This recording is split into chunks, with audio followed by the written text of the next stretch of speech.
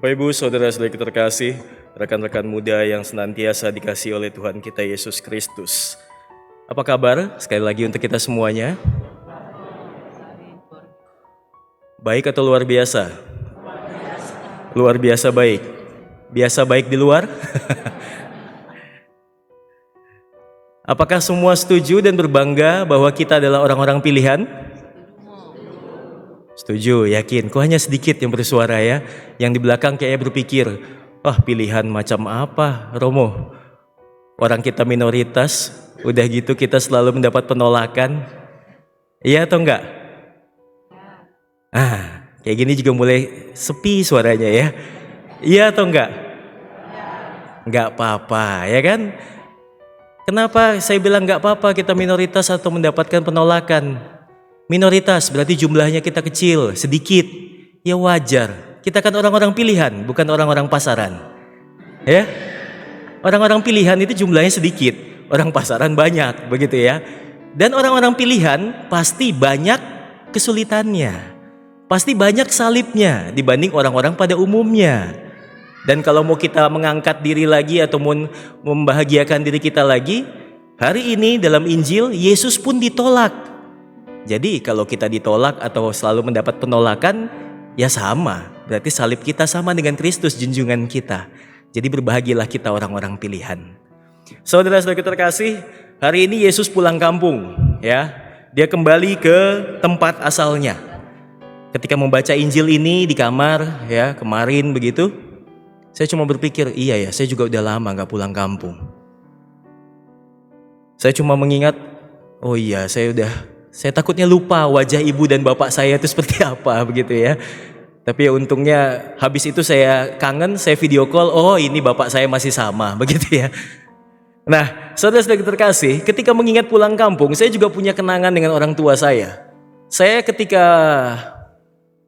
frater ya kalau saya nggak salah, frater itu saya pulang, kemudian saya bertanya, ngobrol-ngobrol lah dengan orang tua saya, kemudian iseng saya tanya, Papa kan cuma seorang katekis. Papa saya katekis.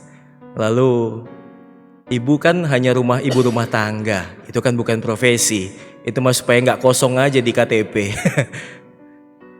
Nah, tapi kok bisa anak-anak papa itu ada 4 gitu kan ya. Anak-anak papa ada 4 dan sampai adik saya yang paling terakhir juga itu kuliah begitu. Ini rezekinya dari mana saya bilang. Jangan-jangan ngepet ya saya bilang. Terus bapak saya bilang, enak aja ngepet kamu jadi gendut gitu kan. Nah saya bilang lagi, ya kenapa, alasannya apa begitu kan. Terus bapak saya bilang, ya gimana ya, ya coba kamu tanya mama kamu. Ya udah saya iseng tanya mama saya, pertanyaan yang sama. Kenapa bisa begitu mah, apa jawabannya, apa rahasianya. Terus mama saya cuma bilang, ya karena mama percaya sama papa kamu, pasti bisa papa kamu untuk menghidupi kita. Terus saya balik lagi ke bapak saya. Jawaban mama begini pak, percaya dengan papa karena bisa menghidupi kita semuanya. Masa percaya aja cukup? Terus kalau misalnya papa di perjalanan atau ketika kerja itu mendapati yang kurang seperti itu, apa yang dirasakan, apa yang dipikirkan? Lalu papa saya juga mengatakan hal yang sama. Ya itu yang membuat saya kuat, itu yang membuat saya mampu. Karena mama kamu percaya sama saya. Ketika mama kamu percaya sama saya, ya saya tidak akan sia-siakan kepercayaan itu. Selalu ada jalan ketika orang percaya kepada kita. Dan di situ ya mungkin saya waktu itu tidak mendapatkan jawabannya ya. Saya pikir ini mah bisa-bisanya aja, sini bilang percaya, situ bilang percaya, ujung-ujungnya apa? Pasti ngepet ini. Nah, tapi saudara-saudara terkasih, sebenarnya inti dari Injil pada hari ini bukanlah penolakan yang dialami oleh Kristus. Tapi apa? Tapi yang membuat Kristus kecewa adalah kenapa mereka tidak percaya. Karena kalau orang sudah tidak percaya, maka pertama-tama ia sudah mempunyai batas atau sudah mempunyai batu besar di dalam dirinya untuk menerima seseorang. Pada hari ini, bacaan-bacaan yang kita dengarkan semua mengarahkan kepada pentingnya rasa percaya itu. Pertama, kenapa rasa percaya itu penting? Karena percaya itu membuat kita punya kesadaran untuk tidak mengandalkan diri kita sendiri, yang berakibat pada kesombongan. Supaya pada akhirnya kita meninggikan diri kita. Oh, ini bukan karya Tuhan, ini bukan bantuan orang lain, ini karya saya, ini usaha saya. Dan ini sudah kita dengarkan bersama dalam bacaan kedua surat Rasul Paulus kepada jemaat di Korintus. Ia jelas mengatakan, saudara-saudara, agar aku tidak meninggikan diri karena pernyataan luar biasa yang aku terima, aku diberi suatu duri dalam dagingku, yaitu kepercayaan kepada Kristus. Supaya apapun hal-hal besar yang ia lakukan itu bukan karena dia sendiri, tapi ia lakukan karena Kristus yang berkarya dalam kehidupannya. Inilah hal pertama, pentingnya rasa percaya itu. Percaya membuat kita tidak meninggikan diri kita sendiri, melainkan menyadari ada kuasa yang lebih besar yang memampukan kita untuk melakukan hal-hal yang luar biasa. Yang kedua, rasa percaya itu memampukan kita melepaskan hal-hal yang kurang baik dan juga meringankan kelemahan-kelemahan kita.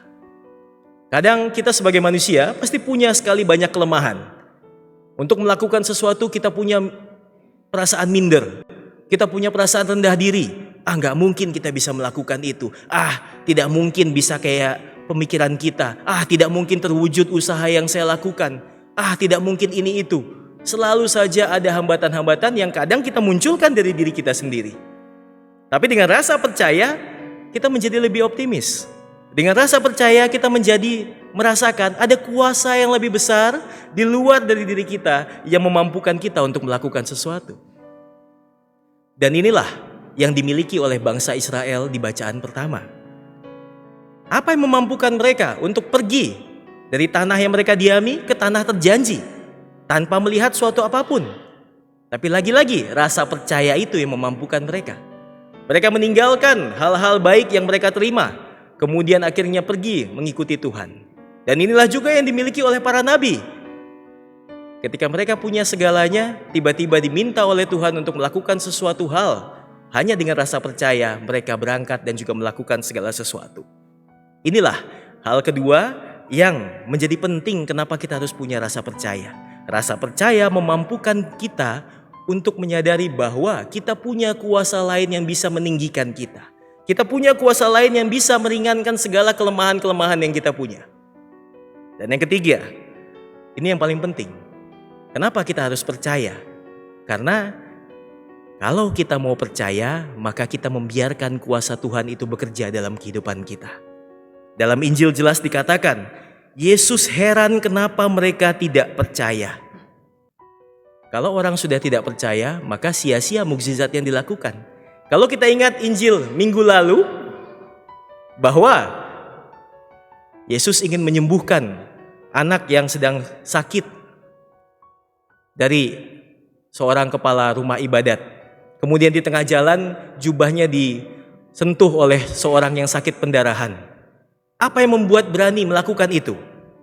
Rasa percaya. Dia percaya hanya dengan menyentuh jubahnya maka aku akan sembuh. Ketika sudah datang ke rumah kepala rumah ibadat itu, anaknya sudah meninggal. Orang mengatakan sudah tidak perlu, anak itu sudah mati. Tapi Yesus tetap jalan karena ada orang yang percaya kepadanya. Ketika ada orang yang percaya, maka hal yang tidak mungkin, hal yang mustahil itu pun terjadi. Inilah mukjizat saudara-saudara terkasih. Maka inilah pentingnya rasa percaya itu.